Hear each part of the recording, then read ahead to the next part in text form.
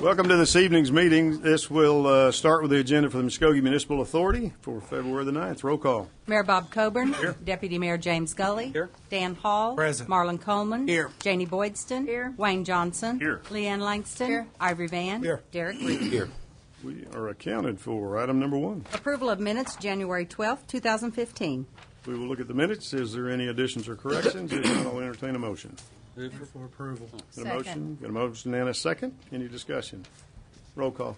Deputy Mayor James Gully. Yes. Janie Boydston. Yes. Dan Hall. Yes. Marlon Coleman. Yes. Wayne Johnson. Yes. Leanne Langston. Yes. Ivory Van. Yes. Derek Reed. Yes. Mayor Coburn. Yes, motion carries. Item number 2. Consider approval of MMA claims for the month ending January 31st, 2015.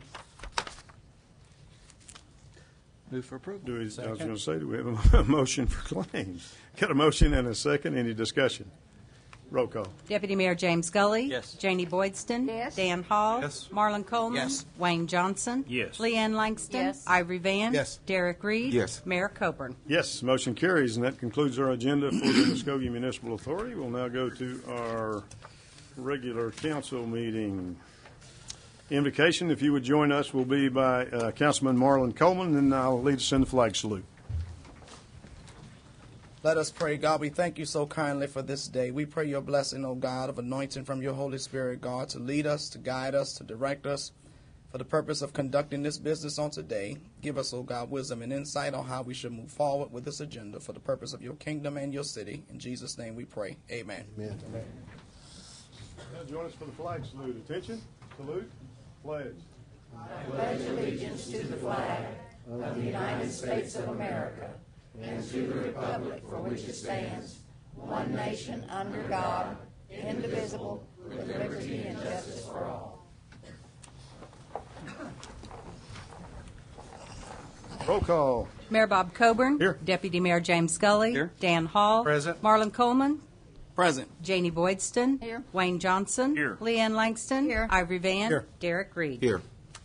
Okay, consideration of the minutes for January 26th and for a special call on February the 3rd. Is there additions or corrections to those minutes?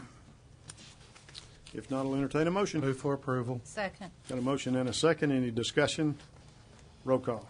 Deputy Mayor James Gully. Yes. Janie Boydston. Yes. Dan Hall. Yes. Marlon Coleman. Yes. Wayne Johnson. Yes. Leanne Langston. Yes. Ivory Van. Yes. Derek Reed. Yes. Mayor Coburn. Yes, motion carries. We'll now consider our consent agenda. Is there anything anyone would like to move to regular agenda? Consider a motion regarding consent agenda. Move for approval. Second. Got a motion and a second. Any discussion? Roll call. Deputy Mayor James Gully. Yes. Janie Boydston. Yes. Dan Hall. Yes. Marlon Coleman. Yes. Wayne Johnson. Yes. Leanne Langston. Yes. Ivory Van. Yes. Derek Reed. Yes. Mayor Coburn. Yes, motion carries. We'll now go to our regular agenda, and we will start with item number 8. And just by way of announcement, we have a number of people that have signed up to speak this evening and a number of people in attendance for tonight's meeting. So keep your comments as brief as possible and get to the point that we need to consider the business that we have in hand. Item number 8. Presentation of financial audit for the City of Muskogee Foundation for fiscal year 2013-2014. Mr. Brown. Yep, Mayor, City Council members, Frank Merrick is here from the City of Muskogee Foundation to update you on the financials for the city as well as the independent audit that's conducted, a requirement of our charter. Thank you, Mr. Brown. Mr. Mayor, City Council, on behalf of the City of Muskogee Foundation, we present our annual audit. Quick highlights. We ended the year June 30th, 2014 with just under $138 million in assets. We approved grants in the amount of $7,316,021. In related business transactions, that is the business that the foundation does with the City of Muskogee, we received $77,365 in interest from the City of Muskogee. We paid the City of Muskogee $3,016,324 in grants. And we awarded the City of Muskogee $3,816,000 in grants. And I'll entertain any questions. We did receive a clean, unqualified audit. Does anyone have any questions or comments for Mr. Merrick? If not, I would entertain a motion to accept the report. So move. Second. Got a motion and a second. Any conversation, any comment? Just Rob. amazing what the Muskogee Foundation does for the city of Muskogee. I was out this weekend out at Honor Heights, and it's just amazing. God blessed us with wonderful weather, and you could see all the kids playing on the new playground. And that's just one example, but you can go all over the Muskogee and how the foundation is blessing Muskogee in so many ways. So just a great example of what the foundation is doing for the city of Muskogee. So it's great to see a clean audit, but it's great to see the impact that the foundation is having on the city of Muskogee. Question or comment? Did we have a motion? We did. And a second? Yes. Thank you. Okay. Roll call. Deputy Mayor James Scully. Yes. Janie Boydston. Yes. Dan Hall. Yes. Marlon Coleman. Yes. Wayne Johnson. Yes. Leanne Langston. Yes. Ivory Van. Yes. Derek Reed. Yes. Mayor Coburn. Yes. Thank you, Mr. Merrick. Item number 9. Consider approval to submit LOI to the City of Muskogee Foundation in the amount of $50,000 for an abatement pilot program or take other necessary action. Councilman Van. This is the program that I put on, I'm going to sponsor for the code enforcement. I think it's a very good program. If y'all noticed, like I said last time I came up here about the county going around and cleaning the lots and everything here in Muskogee. If you look at South Main is really looking good. South side of Muskogee is looking good. And I'm going to turn this over to Mr. Hurd, and he's going to give you the rest of the information. Mayor, manager, and council, as you've heard, we're asking for $50,000. This is a pilot program to expand our current abatement program. What this will do is allow us to abate other nuisances that we have not been able to abate. Currently, our abatement program consists of mowing. That's all we have. And we would like to expand that to include trash and debris, limbs and brush, boarding of structures. Last year we had 39 structures that were unsafe, unfit structures that we needed to secure that we were unable to. Now, that was a big issue for us. Luckily now we're, as you saw today, starting to tear some of those down. But as you saw, the one next door is not secured. And that's a big problem for us. We do not have the funding in our budget currently to do these other abatement procedures that we need to do. And Mr. Van was good enough to sponsor this for us. If you have any other questions, please, we do recommend approval. Is the whole $50,000 go to like equipment stuff, or does it go for a contractor that would do this for us? Similar to the mowing contract that we currently have, this would be for essentially it could be the same contractor, but another contractor that would do larger and more abatements, such as Mr. Van spoke of down on South Main. About how much more would be accomplished with the extra revenue, We should easily be able to double what we're currently doing. which is Very little. No, currently we spend about $30,000 for mowing alone. What we're hoping for is to be able to spend $60,000 to $80,000 and include the boarding of structures, the abatement of brush and trash and debris, as well as spraying on occasion when necessary. We've had a problem in many of our alleys where we have poison ivy and poison sumac that, as Pam well knows, we've had some of our folks over in Revenue that have ended up at the doctor because they've gotten it so bad. And I'm sure Public Works has had the same problem. one of my questions would be that since you already get so little to be able to do what you need, is this something that you think we need to consider making a line item increase to the city's budget? We would like to address this as a pilot program for now and see just how far we can get and how much we can do with this much more. And yes, at a later date, we would like to come back and address that for a larger piece of the pie, so to speak. So on the demolition of houses and stuff, how will this work with that? Because This really won't have a lot to do with that. This is a whole separate animal. The only thing that it would do with the demolition of structures is structures that we cannot find the ownership and that we cannot locate anybody to secure the structure. We can go secure it for them, and that's about the only thing it will have to do with demolition. Let me make a request. If you would, move your microphones closer to you. We've got a larger audience tonight, and some people are having difficulty hearing. And Dan, be sure you got that scooted out. Mike, are we as loud as we can go on the microphones as well? Okay. Thank you.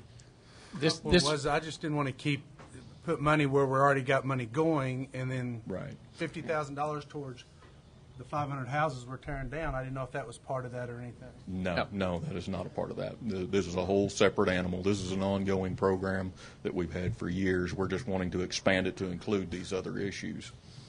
Currently, all we do is weeds and grass. And if there's a lot that's got junk on the property, if we can't get the property owner to do it, we have to look at Roy on the community service program. We want funding to where if they don't clean up their yard, we can get a contractor to go out there and clean it up. Or before a house is condemned, even though it may be in the shape where we don't want to condemn it, it needs to be secured. If we can't get a hold of the owner, we want to be able to send a contractor out there to get it boarded up so no one can just run in and out of the house. Items like that we're not currently doing. So this full amount of money would be spent just on these additional things, not just more money? It would all be in the same, go into the same program, and if necessary, it may be used to mow additional properties too, because we run out of money every year mowing too. Yes. And a lien would be placed against the property? Yes, a lien will be placed against the property on anything we do on the property. So we have a chance at getting it back at some point, Yes, possibly? along with administration. Okay. I think it's a good idea. You know, we saw a good example of this at 3 o'clock when we saw a house being demoed, and right beside it was one in the future to be, but all the windows were out of it. So it would make a safer community for our kids if such structure was boarded up. And it may decrease the amount of fires that we have in our community also. One thing I like about this program is that, like, you go these different places where it's all growed up, where you can't get a lawnmower in there and nothing but trees. All that does is create rats and everything else and all kind of varmints. Yep. You know, and like I said, if you don't believe me, look at what the county has done. Go on South Main and go on 7th and Kalamazoo. And that just adds more value. I mean, these lots are getting put back on the tax roll. And like I said, I appreciate Mr. Hurd and Mr. Gorman for bringing this to our attention. Because like I said, Muskogee, we always talk Muskogee needs cleaning up. This will clean Muskogee, some of Muskogee up.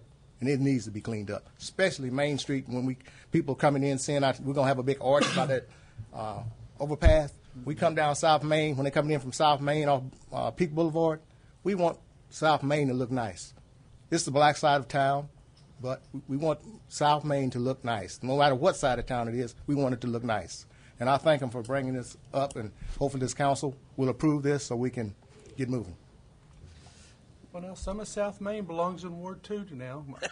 Take everything from me. Come on, Aaron. You took our part. Okay, all I'm right. always trying to take stuff out of Ward 2. Yeah, I know. So, Dan, I guess I've got one question, and it's one of the things I've noticed in Muskogee lately is all the dead trees from that ice storm.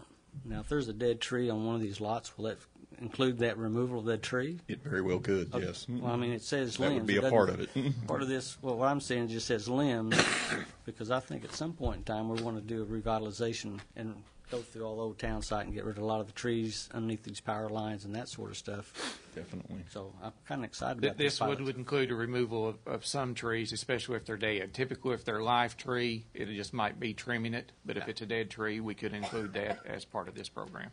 I mean, that's one of the things I'd like to make sure that we get done on that side of it. I move for approval. I was going I'll to say, second. comments or questions, I would entertain a motion. So we've got a motion and a second.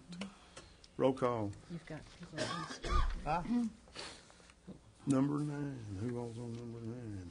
We have people signed up to speak to item number 9. Dean Swan, would you approach the microphone, please? Give us your name and your address, and you will have 5 minutes.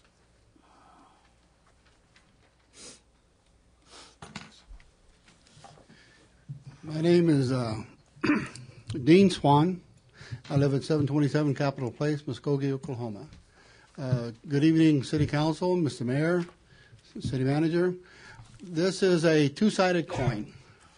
On one side of the coin, I absolutely adore Councilman Van's support of this cleanup effort. As we all know, and I'm sure most of you will agree, when we go into a city, we notice two main important things. In the daytime, that it's clean, and in the nighttime, that it's lit up. And we're impressed about this community. We're a little bit on the opposite side of that coin in this community, so any improvement there is welcomed tremendously by the citizens. On the other side of that coin, I envision a city motor pool that has its own crews to go around cleaning up the city of Muskogee and repairing the damages that are done by broken tree limbs, abandoned houses, car wrecks with poles laying down, whatever the cause may be, in lieu of outsourcing the city's jobs to a private corporation or entity that doesn't need it. The citizens of Muskogee need those jobs, and that's the other side of that coin that I see. I welcome the cleanup. I just wish that citizens of Muskogee were hired to do it themselves by the city. Thank you. Thank you, sir. Sylvia Swan, your name and address, please, and you will have 5 minutes. Thank you for being short and sweet and to the point. My name is Sylvia Swan, 727 Capitol Place, Muskogee. And good evening, Council. I'm here in regard to, in support of this item as well. You know, it's wonderful to see this many people here. Hurrah. Come more often. I shouldn't be inviting, I'm not throwing the party. But anyway, the other thing is anything that will help to provide opportunity for the children to have a place to go. One of the things that I think would happen is that local residents would have a place that's closer that they may not have to drive to, which cuts down, of course, in the air pollution. And it would be cost effective for them. Also, their children could be playing in the park while they're having their meetings. A lot of people have difficulty getting to meetings because of the fact that they have to travel somewhere or that it's cost prohibitive. Ms. Swan, we're on item number 9. Oh, I'm Now, sorry. You're speaking to item number I'm 10, sorry. I think, I'm sorry. aren't you? Okay, the other thing, then I won't come up for the next one because that's what I had to say in regard to that one. Okay. And on this one, as far as the, I got carried away. As far as the lighting is concerned, and as my husband had expressed, one of the things that I sent a letter to Bank First the other day, and it was in regard to the lighting in the Ward 4. And we've had a lot of prowlers in the last, I guess about a year. And they're breaking into houses. There's an abandoned house, but there's also an empty house. We've also had an abandoned house for, I don't know, five years out there that the Bank of America owns that we've never been able to get a hold of anybody to do anything about it. It's got snakes in it and water sitting in the bottom of it. Children go in there to play. And every year we worry that there's going to be a tragedy in that house. So my point is that one of the reasons that they're going around to the different houses, we have a lot of seniors that have spent a lot of their life in that community, participating, paying taxes. And lighting will help reduce some of those impacts.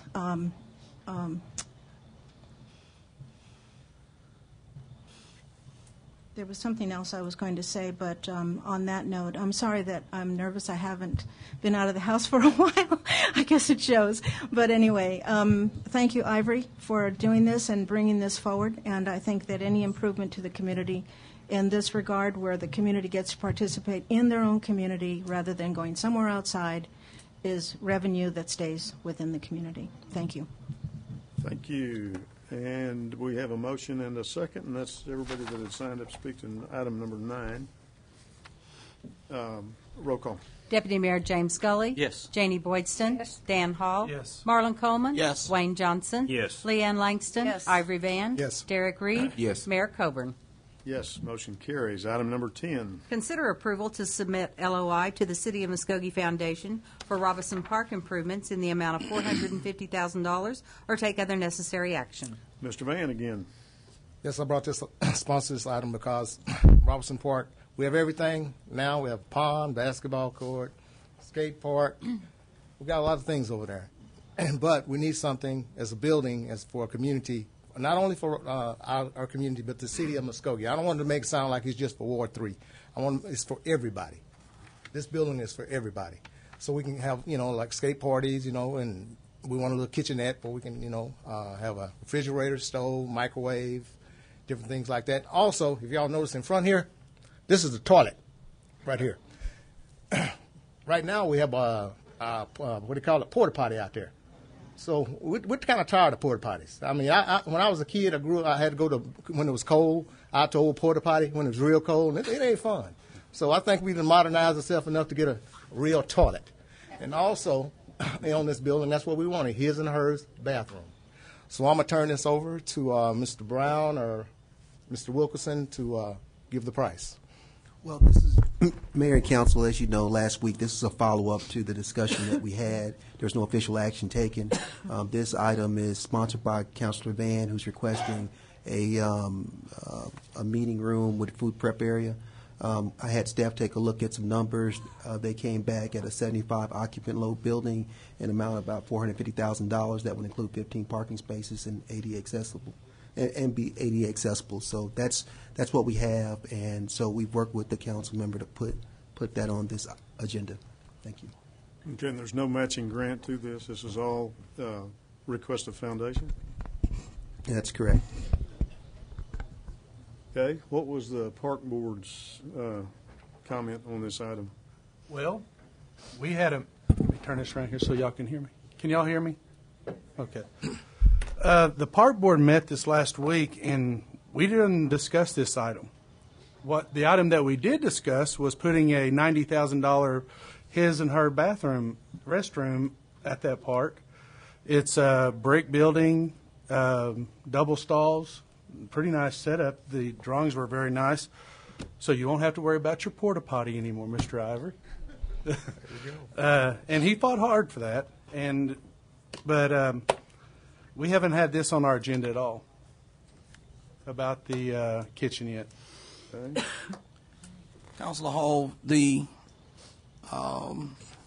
discussion for the park board regarding this item, wouldn't that need to take place in concert with the discussion we had about the plan that needs to be created to review all of the park facilities to be certain that all of them have what they need? Yes, sir. The one thing that we did discuss, and not just for Robinson Park, but we also discussed the not Hat Box, but Honor Heights Park to add the same identical restrooms out there also. And that's kind of where we kind of left it. We can have Mark Wilkerson step up and kind of touch base on those. Great, he did a great job of getting some drawings rendered on them and how we, and I think it'll be very nice for the area out there. Mr. Van was at the meeting. Did you get a look at those, Ivory? Not exactly. I just, when he presented it, I mean, that's it. Okay. But go ahead. I'll let you finish and I'll talk. But, and I would like to also say this, is that the Robinson Park has become a a center for that neighborhood and a lot of kids. I drive by there periodically to check out some of the things that we put in out there, as far as the skate park and everything else. And it is becoming a very widely used park. Probably second, would you say? Second or third used park? Probably go Honor Heights, Spalding, and then probably Robinson Park, and those two could flip-flop. I'm not completely opposed to Robinson Park. Sorry, Ivory.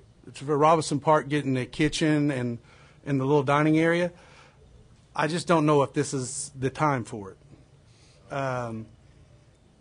We've put a lot of money out there, and we haven't done hardly anything to a lot of the other parks. We got parks that don't even have swings or picnic tables in them. Optimism Park, whatever it's called. Optimus Park doesn't have anything on it but a sign.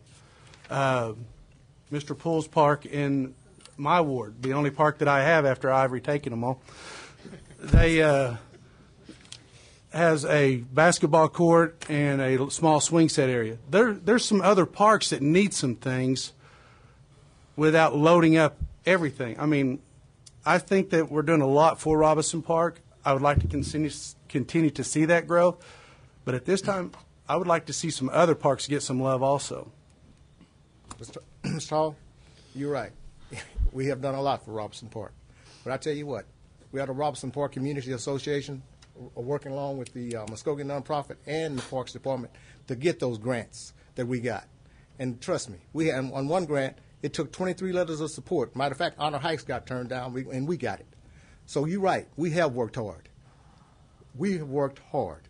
People themselves have worked hard. It ain't been just passing out money here and passing out money there. We got labor involved in this park.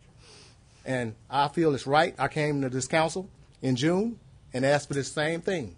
And they said it was out of the grant cycle. We just got through doing Honor Heights, and it was out of the grant cycle, but you still gave them $1 million. So, on this issue here, you're right. I'm passionate about Robinson Park. You can do the same for us tonight. Because, like I say, Robinson Park is a well-used park. And I guarantee you, if you go by there, you'll see more kids at that park than you see at Honor Heights, or Silverton, or Spalding Park. Trust me. And like I say, we worked hard on that project. And I think it's a very, very good project, and I got people who's going to speak on that. Trust me, when we say we put our soul in Robinson Park, is working on it, we did. And we deserve a bathroom. We deserve a kitchenette. We deserve all these things we asked for. Because if the City of Muskogee Foundation can do it for other things, like for Honor Heights, Silverton, and the rest, they have these facilities already, Robinson Park deserves it. Our citizens deserve it of Muskogee. All of them. Black, white, red, Indian. Every citizen deserves to come to Robinson Park and have a nice place to have a party. Like I say, that nice skate park the Ruby family just put in, oh, that thing is going over well. And it'd be nice to have those kids have a skate party there. And then go out because it will make money. You can't, you're going to charge for the building anyway. So it's going to make his money back. So I'll wait on somebody else to say something. But that just offended me when you said that, giving to the rest of the parks. But we worked hard for those grants we got.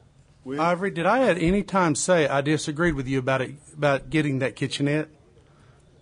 No, you didn't say that. Did I disagree with you at any time? And it was just the part that you said that we given so much to this park, but the people that was behind this Did park I say on some you things, didn't? We worked for it. Did I say you didn't? Let's just get it clear. Did I say you didn't? No, you didn't. But let's just get it I didn't clear. say you didn't, did I? We worked for it. Thank you. We've got that point figured out. All right. Guys. Move on to the next subject. Councilor We've got Vanna. 7 people that want to speak to this item, which is going to take a half an hour or so. Do we want to hear those items right now, or do we want to continue dialogue among council? Okay.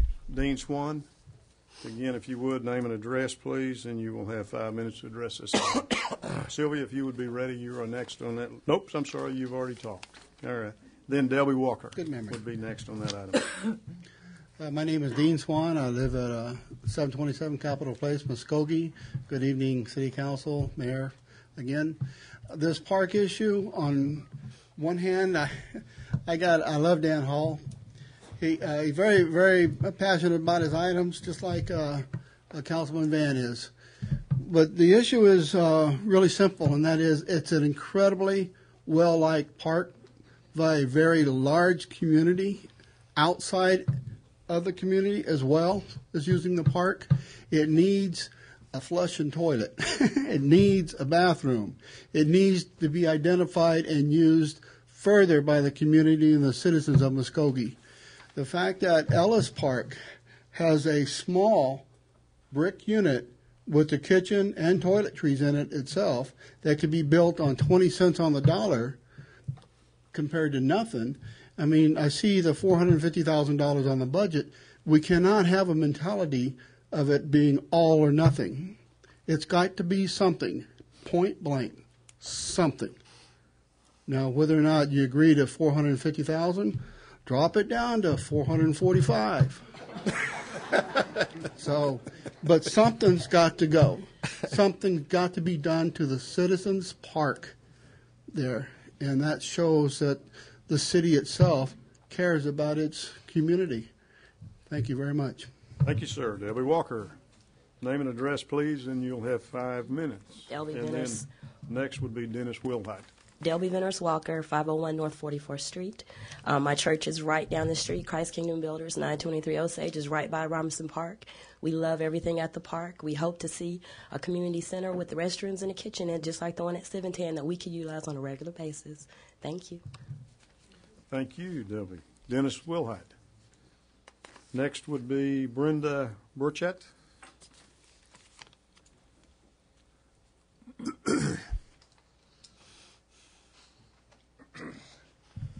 Dennis Will Hyde, 2803 Haskell Boulevard, and I'm not going to stand up here very long because I was enjoying the debate between the two.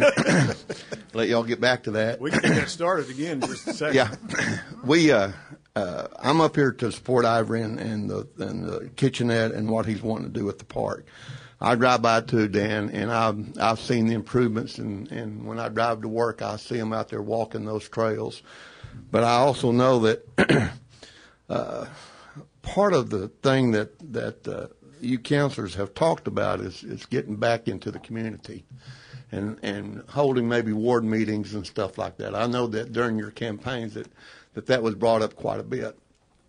And I see that this is an opportunity for Ivory to have a place that they can go and not only just have a ward meeting, but have a place that they can have like the Juneteenth meeting, because I know they have it out there at Elliott, if I'm correct. And so that would give them another place that they could go and have the Juneteenth celebration that those people in that community might not have an opportunity to by going up to Elliott. And I know that we use Civitan quite a bit, Dan, as and that building there because it's close to my home, and we use it for birthday parties, and we've used it for graduation ceremonies, and it's just the right size. But I know that Ivory probably would have that community, not Ivory, but that community would probably have an outstanding chance to grow and get better and pull the community tighter together if they had some place that they could go. And, you know, another thing, too, with this meeting place is that that ward has probably got the lowest voter turnout in the city. And in every election, that ward just don't vote.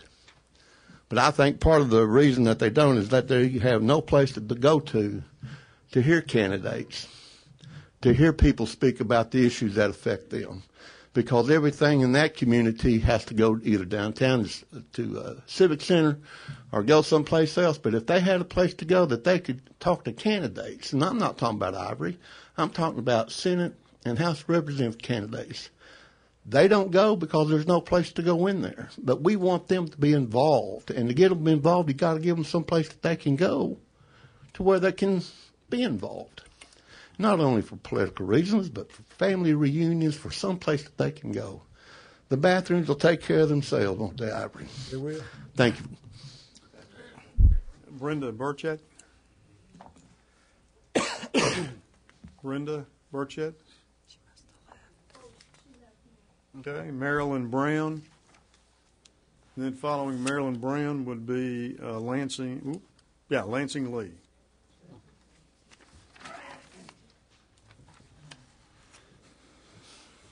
Good afternoon. My name is Marilyn Brown. I live at 1228 South 31st Street here in Muskogee. I would like for the council to seriously consider submitting a letter of intent for the improvements at Robinson Park. Robinson Park is a park that's been used by smaller income people. It is a drive-in park. A lot of people go there. They have weddings and they have family reunions.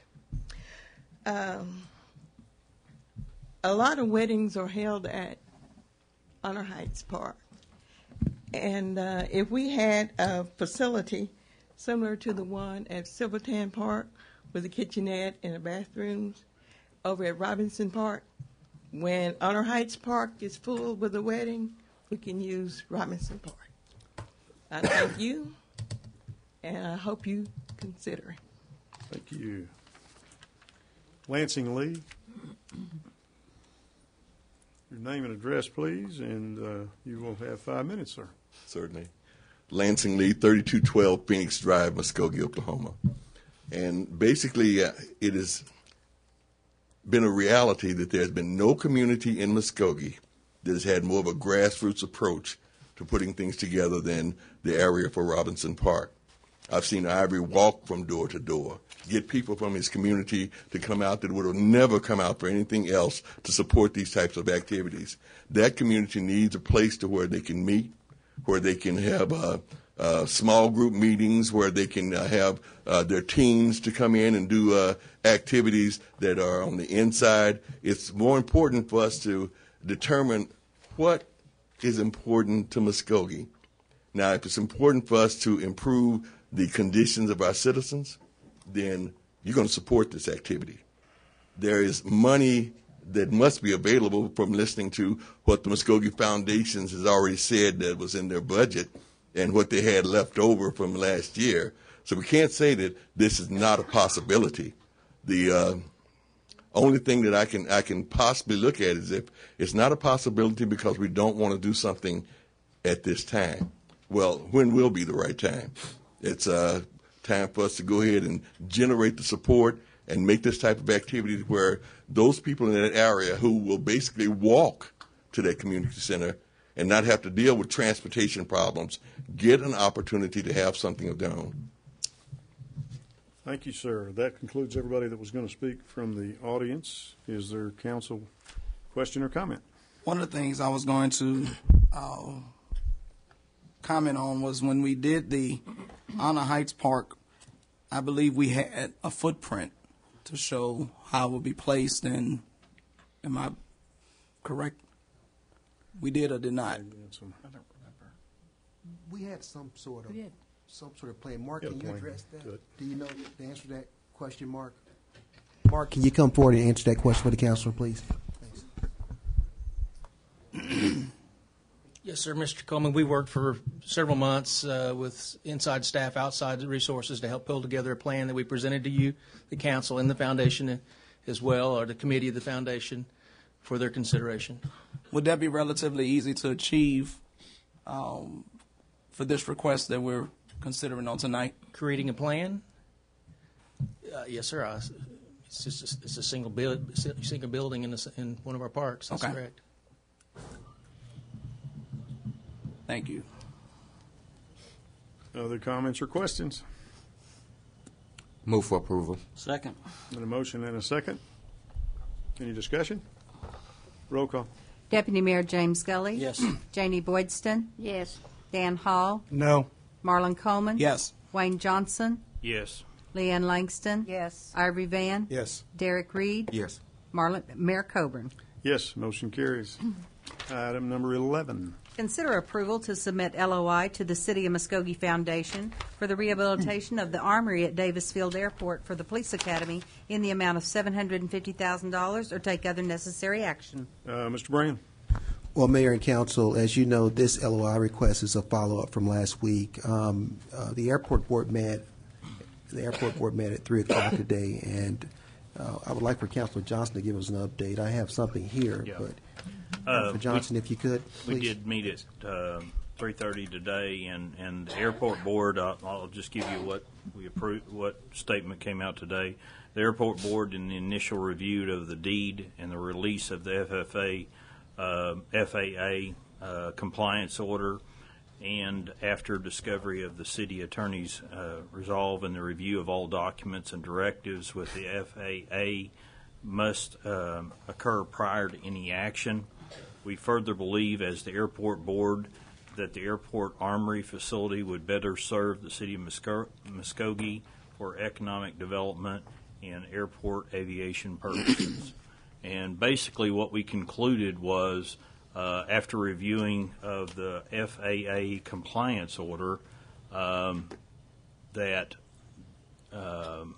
there's a lot of legal action that we need to take a look at to make sure that we are in compliance of what that building and the property that it sits on can be used for at this time.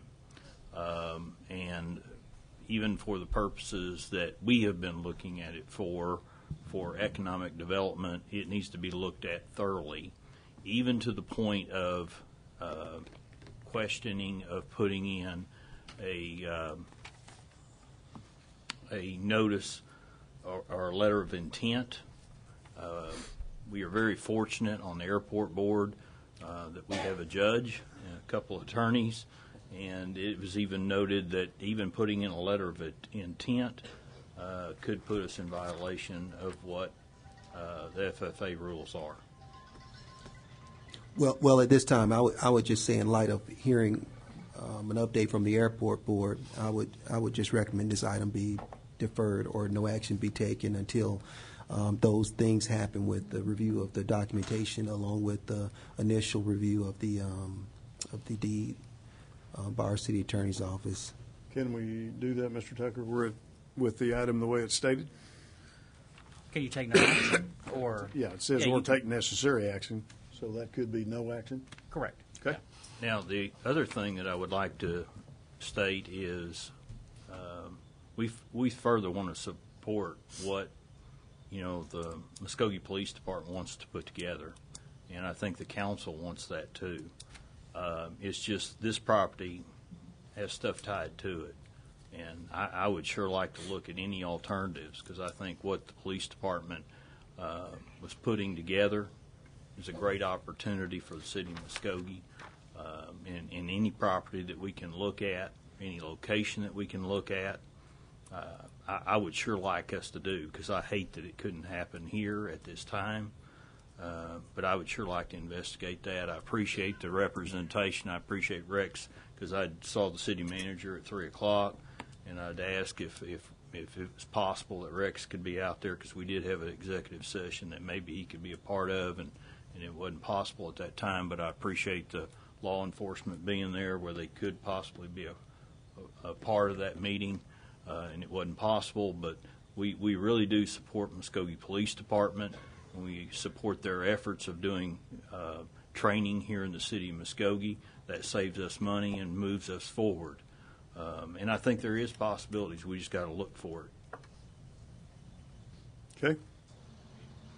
Do I hear any comment regarding this item other than that not taking action on it? Okay, we'll move to item number 12. Whoops, I'm sorry. Teresa Rutlinger, you wanted to speak to item number 11? If we're not taking action on it, do you want to speak to it? Thank you. Item number 12. Consider approval to authorize Sports Facilities Management, LLC, to contract for capital repairs and improvements to the fields of Love Hatbox Sports Complex in the amount not to exceed $250,000, or take other necessary action, including but not limited to directing staff to solicit competitive proposals. Mr. Brown. Well, thank you, Mayor. As you know, last week we didn't have an attachment that was necessary in order for you to be able to make an informed decision, and so the attachment is attached to this item. It highlights what the improvements are, and it shows a dollar amount. This is one option. This is not, the only option, but the option was chosen because of the timing issue that was stated to us by SFM. Mr. Neil Hayes, as you recall, appeared before you last week, and at that meeting he pointed out or suggested that they were up against a timetable to improve the Hatbox improvements, that make those improvements. And he's here again to discuss it with you, and let's see what he has to say. Thank you, Mr. Brown. Thank you, City Councilors and Mr. Mayor, for the opportunity to come back this evening.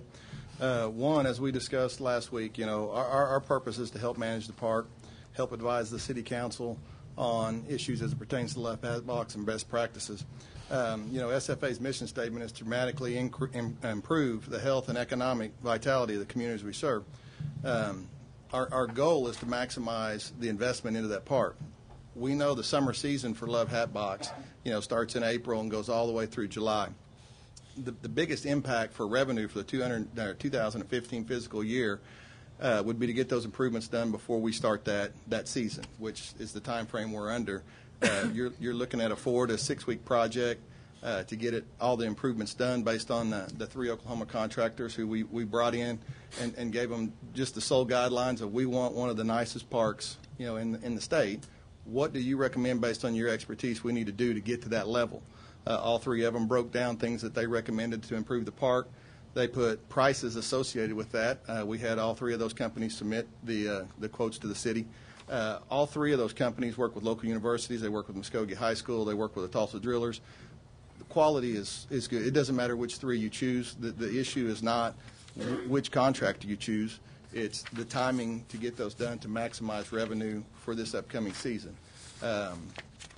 Our advice is, if you get it done, the ability to attract people to town for economic impact and development, substantially increases than if you wait and it gets done in the fall. It doesn't matter to us in the sense we can manage either way. We're just advising that if you want the biggest impact for the summer to drive people into the hotels, the restaurants, to the city, if the parks are improved before the summer season, you have the best impact in that. Before you, like I said, we submitted our capital expenditure priority list breakdown. All of those companies, we can't get everything done with $250,000. Looking back at the budget, 80% of the budget, the revenues that was approved by the City Council for 2015 was derived from softball and baseball. The majority of the improvements to hit those numbers were going into the baseball and softball complex, while we're not advocating that we don't want to work with soccer and football. If you'll look at the list there, you saw 4 items that we said are must-haves to hit those numbers. One is we must repair the lights that are out there. That happens for all parks. We must get some equipment out there that the city does not currently have to maintain the complex at the level that it needs to be maintained to be a top-notch facility. Then we had improvements to baseball, softball. Then we went to priority 2 items that we would like to improve with the remaining dollars. There is equipment for football, also equipment for the park for sprayer and spreader that we would like. It would be more beneficial than the way we're currently doing it now. We've got football, soccer field improvements, tarps, and then so forth and so forth. I can give you as much information as you want as it pertains to that, or open it up and answer questions.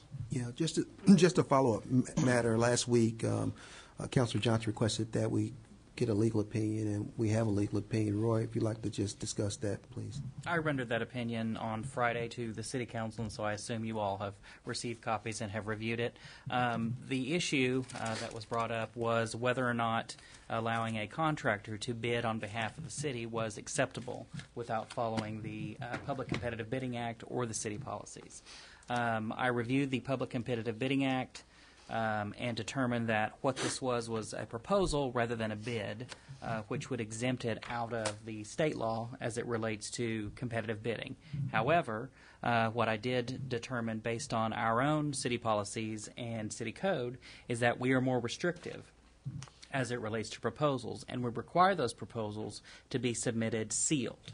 Now, what SFM did, as I understand, is got competitive quotes. And so that would not meet our city policies. And in particular, had the contract with SFM incorporated capital improvements, we wouldn't have an issue because your contract was competitively bid or through proposals. However, since this would be a new component to the contract, the competitive nature of the proposals must be done in accordance with city policy, as I recommended in my legal opinion. And so as a result, that would have to be through sealed proposals. Now, the council can authorize, without any issues, SFM to bid those on the city's behalf. However, they have to be done in accordance with city policy, which means that the proposals have to be let by sealed proposal. And so we're talking about a 10-day difference. Is that true? If they were, if yes. they're put out to bid, and there would be a 10-day requirement for those bids to be back in? You can set the time frame as you would like, but based upon what our normal practice is, 10 days is appropriate. Okay. And so based on that, in order to get done what is necessary for SFM and follow our council policies, what I recommend is that a motion be made to require sports facilities management to solicit competitive proposals for capital repairs and to the Love Hatbox Sports Complex on behalf of the city and in accordance with its purchasing policy, and to further authorize SFM to accept the lowest and best proposal based on their expertise, subject to legal approval. So moved. Second. Got a motion and a second in that regard. Any question or comment? I guess for future, Mr. Hayes, as far as the timing on it, Yes, sir. We hired sports facility management earlier on, and I think the timing could have been brought earlier, and that would have prevented from where we're at right now. I completely agree, sir. I just came on January 5th, so I understand that. That's not usual. I'm but if I'm you not, could I'm take, not arguing that, but I will pass that up. if you could pass sir. that up because that's really not at our plate now. That really needs to be with sports facility management. So if you could pass that on up, I would definitely will, appreciate sir. that. And then a statement was made about we got their expertise. One of the things that we hired sports facility management for was their expertise. And that's what we would really ask, that we hired sports facility management for their expertise of what they would bring to Muskogee. And that's what we really want to see, and that's what we're really paying for. And that's what I'm really looking for. Yes, sir, and that's where we took their suggestions on field improvements and then used our expertise on what we felt was best for the park in terms of generating what we need to meet the city's objectives due to so while we accepted people who, for a better, move dirt for a living to maximize, field improvements, we did use our expertise to break down and prioritize the list of items that they gave us. And I maybe from the corporate side, if we could get, as we go out for those quotes, if we could get some sort of specifications that would help tighten those numbers down about specifications and guidelines, I think we could get better quotes and better products, because we hired SFM to provide those for us. Yes, sir. And I guess that's what I'm getting to. Absolutely. We can do that. That's not a problem, sir. Like I said, when we sent it out, we brought them in strictly for their assessment and then broke that down, but we can guide that process. That's not an issue. Because a lot of that had to be conveyed in a verbal format. Yes, sir. And now since it's going to be in a written format. Yes, sir. So appreciate that. And a lot of it was strictly for budgetary reasons why we didn't, do it at first, but we can do that going forward. It's not a problem. Appreciate that. Oh. We have a motion and a second. Is there other comments or discussion? Roll call. Deputy Mayor James Gully. Yes. Janie Boydstead. Yes. Dan Hall. Yes. Marlon Coleman. Yes. Wayne Johnson. Yes. Leanne Langston. Yes. Ivory Van. Yes. Derek Reed. Yes. Mayor Coburn. Yes, motion carries. Item number 13. Consider approval of a partial year management services agreement with Neighbors Building Neighborhoods of Muskogee Incorporated, or take other necessary action. Mr. Brown. Thank you, Mayor and Council. This request is from Neighbors Building Neighbors. Last week, I received a letter from Kim Lynch, their executive director, requesting to assume management of the MLK Center, at least a partial management agreement with the option to renew. Her letter's in the packet dated February 5th. And the reason why, or what's the necessity? Well, there's been some changes in the organization. There's a lapse in a previous lease of last year between the NAACP and the city, and so she's asking that she assume management, at least temporarily, to provide continuity, and with the option to renew for another year. But the primary reason is because the lapse that we did have, the lease that we had, is now null and void because it lapsed, and we need to have a lease in place. Is that correct?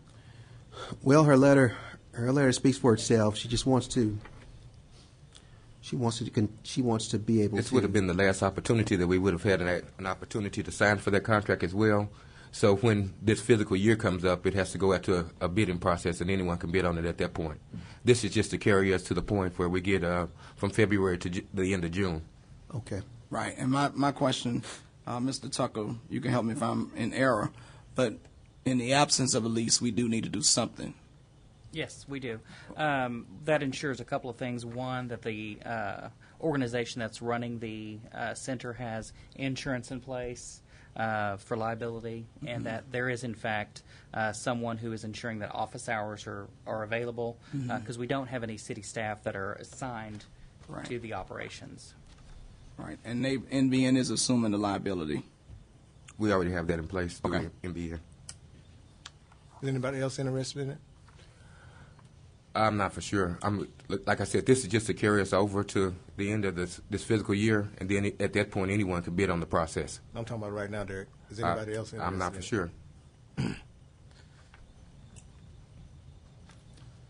Comments or questions?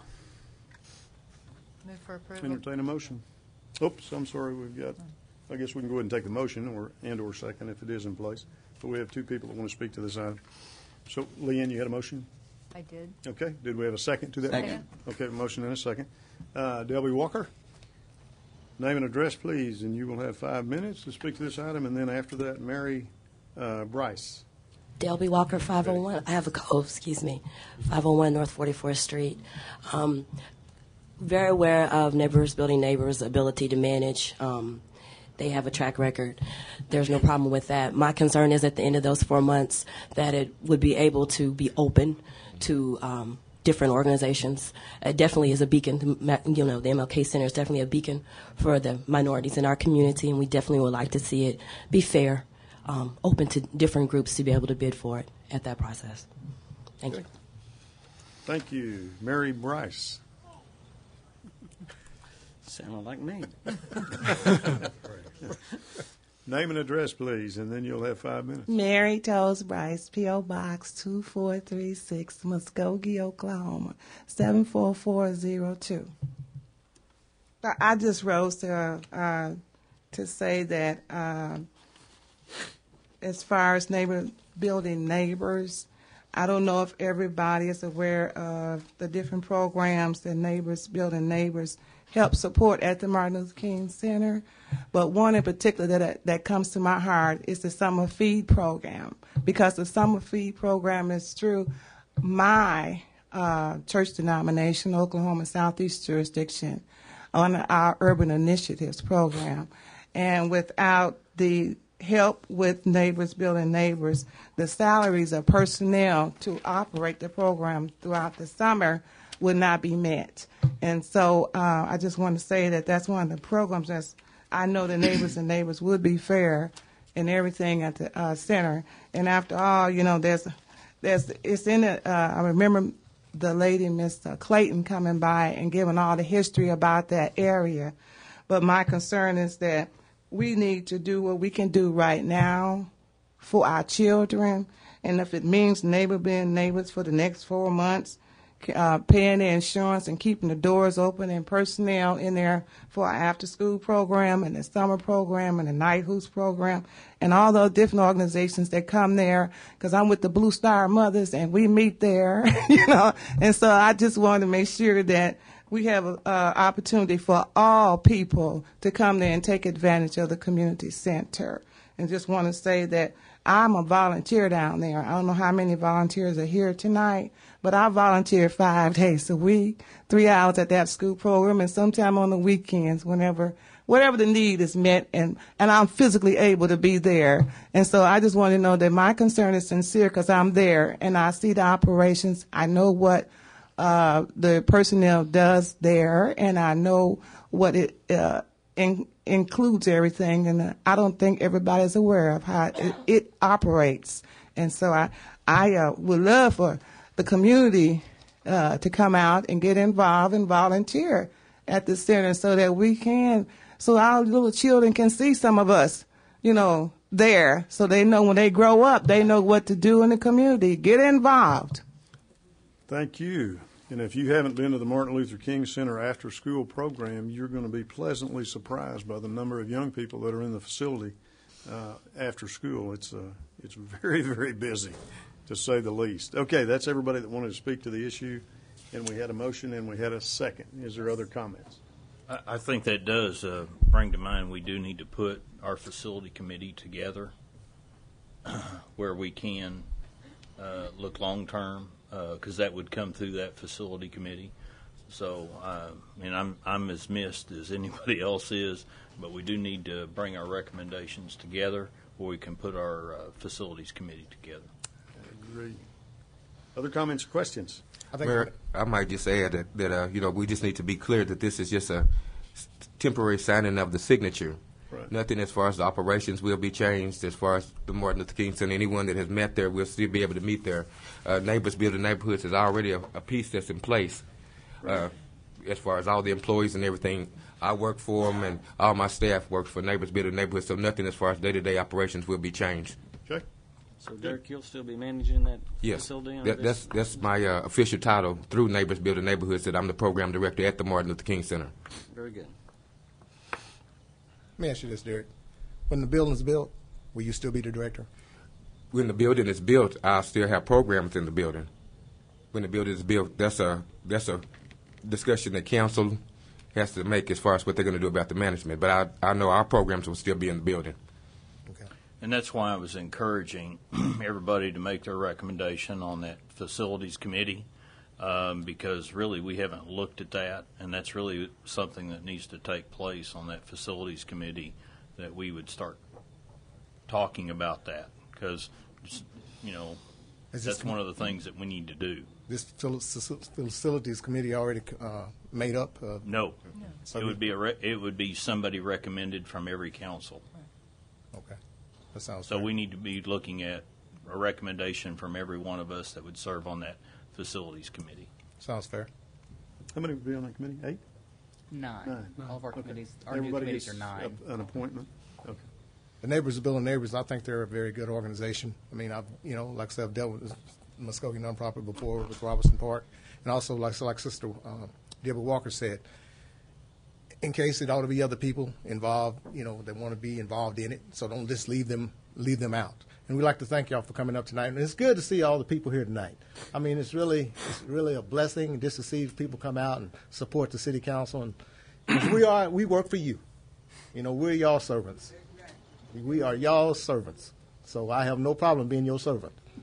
We have a motion and a second. Is there additional comments or questions? One of the things that I wanted to also be sure that we highlighted is that from 2011 to present, that regardless as to who had the management, Neighbors Building Neighborhoods did right up to this point about $365,000 in grants that are funded through the Martin Luther King Jr. Community Center. And so they also have a payroll for that program and related programs in that building of about $250,000. And so they have provided a strong economic impact to the city as a whole, but particularly to those residents that work in that community center to make certain that it's successful.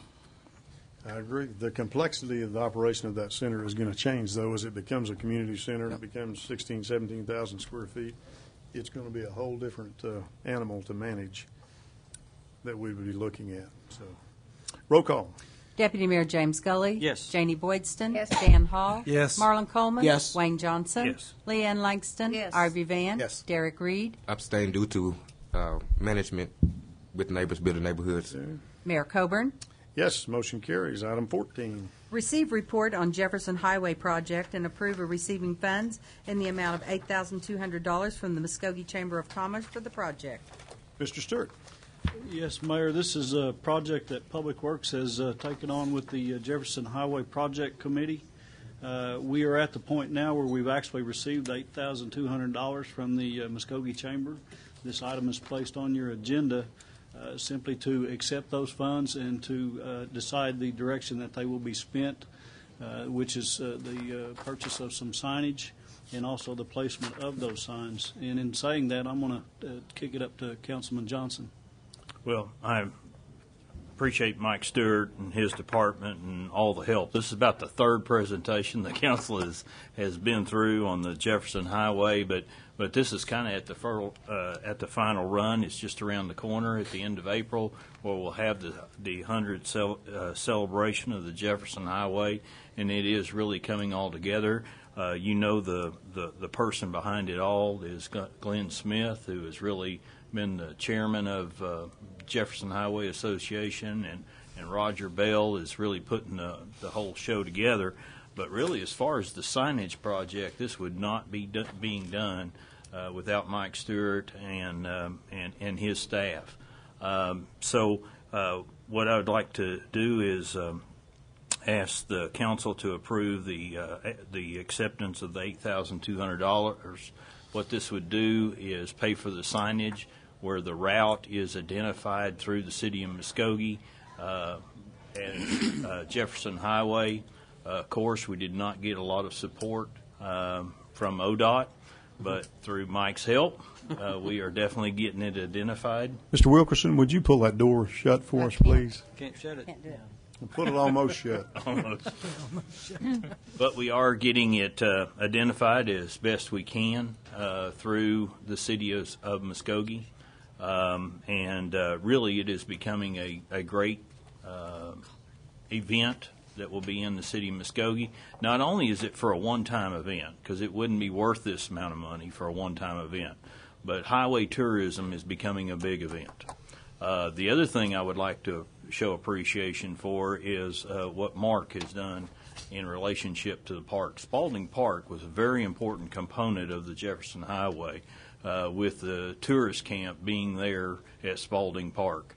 And he's got a great sign going on there in Spalding Park. And again, Mike, on the very onset of it, said, we had talked about doing a totem or a sign there at Spalding Park, and through the cooperation of Public Works and Mark, we've got a project going there. So this could not at all happen without a team effort of both of these men and a lot of cooperation of their department. Just a wonderful opportunity for the city to all work together to make this come together. So I would ask that the council move this item forward. Move for approval. Second. A motion and a second. Is there discussion? Roll call. Deputy Mayor James Gully. Yes. Janie Boydston. Yes. Dan Hall. Yes. Marlon Coleman. Yes. Wayne Johnson. Yes. Leanne Langston. Yes. Ivory Van. Yes. Derek Reed. Yes. Mayor Coburn. Yes, motion carries. We have a couple of three people that want to speak to us on non-agenda items. Lansing Lee, if you'd approach the microphone, please, and you will give us your name and your address, please, and you will have 3 minutes to introduce NAACP incoming group. Lansing Lee, 3212 Phoenix Drive, Muskogee, Oklahoma. I'm the president of the reorganization committee for the NAACP. We asked a lot of our members to come out tonight so that we could see who you are, because we plan to be watching from this point on, monitoring the activities of the council and monitoring what role we can play to be an asset in this city. This is our city as well as the council, and we have problems that we want to address. We want to fully and unequivocally support the retention of our city manager. We want to make sure that minorities have a place in the Martin Luther King Center. It is a focal point for the history of blacks in Muskogee. We definitely want to have a functional relationship with the police department here. We feel that there's been a disconnect, and we want to make sure that we address that and have a favorable working condition with them. We think that the problems of teen pregnancy, juvenile delinquency, are things that we can address much better than most grant programs that have been out there are doing.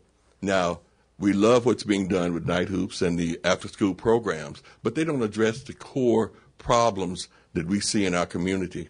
We see unemployment. We see a lack of job preparation.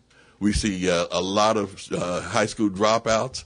And these are issues that are demands not only for our citizens, our community, but for this whole community. We want to be a part of that. We're looking forward to working with you. We're not only going to be here watching the city council as we come to meetings from this point on, but we'll be at the county commissioners meetings as well to make sure that we have a impact with this community. I'd like for our officers to stand, if they would. Please.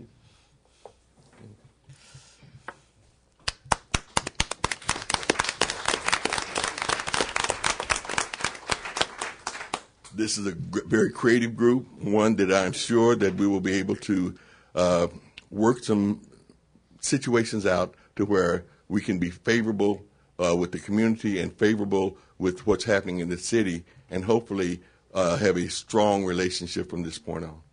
Thank you, sir.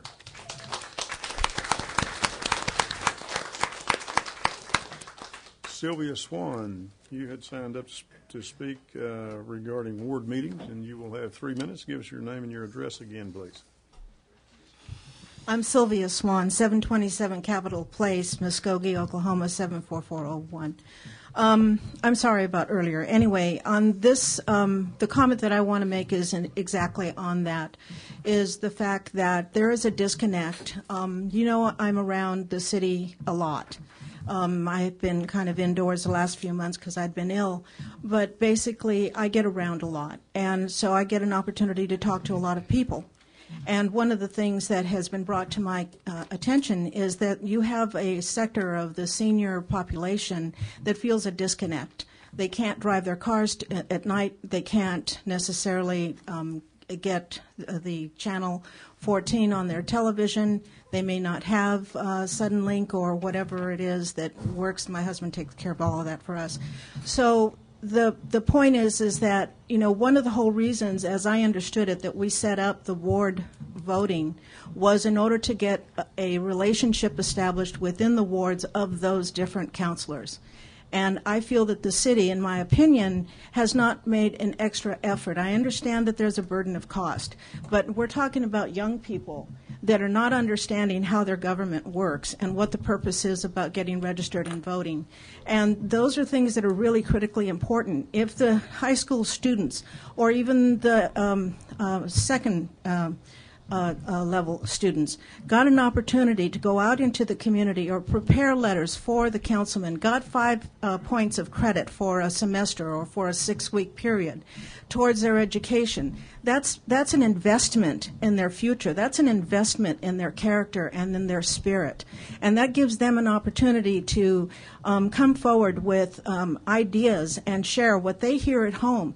The more you get young people participating in what's going on in the government, then you have the family as well, because they carry this message home, and then they start asking their parents, how come you don't vote? How come you don't go to these meetings? What do you feel about this particular situation? Why don't you come and see what it is that I do? And there's that pride, that feeling of pride that develops out of it. I think that there's an opportunity for that. We have AIM, we have Neighbors Being Neighbors, we have Neighborhood Watch now. We have a lot of things that I think are important, but by the same token, for them to have an opportunity to invest at an age when they are a captive audience is yours, if it is developed. And none of the counselors on this dais, in my opinion, have gone to figuring out some way, and I understand you work for free. So if you could have the young people take a part of this, and their return gets to be that they're safe, they have transportation provided to and from the event that they're doing, and that they go out into the community, not necessarily going door to door, but maybe a mailer that they can mail for you. The city can afford the stamps to send the mailer out to the residents and enter and join a program. And I thank you for your time. Is up. Okay, thank you. Stephen Ezell, you had signed up to speak, sir. You name and address, awareness of something on a new blind camp program. Yes, sir. Stephen Ezell, 6121 South 6th Street, East Muskogee, Oklahoma. Well, for me, I'm very proud to announce this, because for me, this was a journey that began 30 years ago when I was a small boy who had been born with a visual impairment. My life was shattered, and it was involvement in the National Camps for the Blind that helped change my life for the better. And for the very first time in nearly 20 years, there will be a blind camp here in Oklahoma. It's going to be at Camp Wewoka Woods. It's in Wewoka, Oklahoma. It's about an hour and a half southwest of here. And the reason I say is because, since a lot of people know, there's going to be an open house at Parkview on February the 20th. People will get to see what Parkview does. And this is one of the programs that's available not only to students from Parkview, but this is a program that's available for people who are blind and visually impaired from ages 9 to 65. People in the community, blind and visually impaired vets, and they are able to participate in the type of camp activities that people with normal sight get to participate in. Horseback riding, water skiing, bumper tubing, fishing, canoeing, swimming, archery, arts and crafts, lots of different things. And I bring this to you because I want you to be able to encourage people you know who might have a visual impairment, who fall within this category. The camp dates this year are going to be from July the 5th through the 12th. And for people who live within this area, we will actually try to provide transportation to the camps and so on. And and now I'm a volunteer representative and counselor for these camps. So I believe that these camps can do that much for me. It can do so much more for blind and other blind and visually impaired persons who take advantage of this wonderful opportunity that's available to them. And I thank you for your time. Thank you, Stephen. Item number 15. Consider an executive session to discuss and take possible action on the following. A, pursuant to Section 307B7, Title 25 Oklahoma statutes, consider convening an executive session to discuss the requested disability retirement from the Oklahoma Municipal Retirement Fund for Floyd Clopton, and if necessary, take action in open session. B, pursuant to Section 307B1, Title 25 Oklahoma statutes, consider convening an executive session to discuss the employment, terms, hiring, appointment, demotion, disciplining, resignation, or termination of City Manager Howard Brown, and if necessary, take appropriate action in open session. Now consider a motion for executive session. So moved. Got a motion? Second. Second. Any discussion or comment? Roll call. Deputy Mayor James Gully. Yes. Janie Boydston. Yes. Dan Hall. Yes. Marlon Coleman. Yes. Wayne Johnson. Yes. Leanne Langston. Yes. Ivory Van. Yes. Derek Reed. Yes. Mayor Coburn. Yes, motion carries, and if you would excuse us, we will now go into executive session. If you'd clear the council chamber, please. We'll now reconvene from our executive session. Roll call, please. Mayor Bob Coburn. Here. Deputy Mayor James Gully. Here. Dan Hall. Here. Marlon Coleman. Here. Janie Boydston. Here. Wayne Johnson. Here. Leanne Langston. Here. Ivory Van. Here. Derek Reed. Here. Mr. Tucker, item 15A and B. Pursuant to Section 307B7, Title 25 Oklahoma statutes, the City Council did convene an executive session to discuss the requested disability retirement for employee Floyd Clopton. After being fully briefed on the issues with that request, I believe it's appropriate at this time that the council entertain a motion to approve the disability retirement. Move for approval. Second. Got a motion and a second. Is there discussion? Roll call. Deputy Mayor James Gully. Yes. Janie Boydston. Yes. Dan Hall. Yes. Marlon Coleman. Yes. Wayne Johnson. Yes. Leanne Langston. Yes. Ivory Van. Yes. Derek Reed. Yes. Mayor Coburn. Yes, motion carries. Item 15B, pursuant to Section 307B1, Title 25 Oklahoma statutes, the City Council did convene an executive session to discuss the employment terms, hiring, appointment, demotion, disciplining, resignation, or termination of City Manager Howard Brown. After fully discussing all those issues in executive session, I believe it's appropriate at this time that no action be taken. That concludes our agenda for today's meeting. Thank you.